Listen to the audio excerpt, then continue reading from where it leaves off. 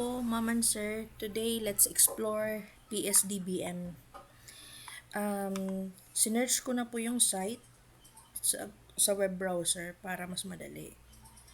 What we sell. Then, go to regional depots para makita natin kung ano yung mga available ngayon dito sa Tacloban. Specific tayo. Yan.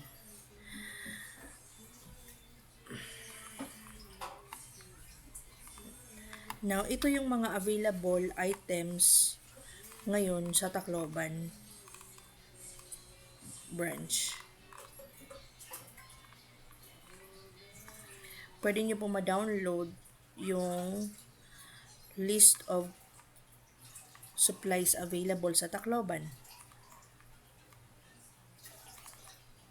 So, yan lang po lahat yung pwede ninyong ma-purchase ngayon sa Tacloban.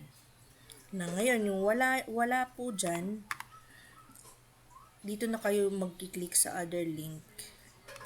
Dapat meron na po kayong PSDBM account para ma-access po to request for CNA.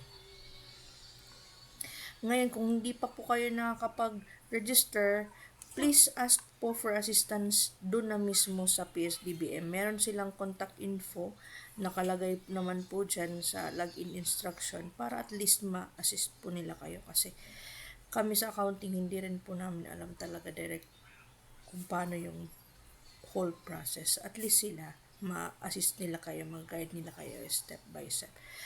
Pero so far, yung binigay sa presentation ni Sir, yun na yun yung direction. Bali, kung may further direction pa, at least ma-ask niyo po sa PSDBM mismo. Thank you po.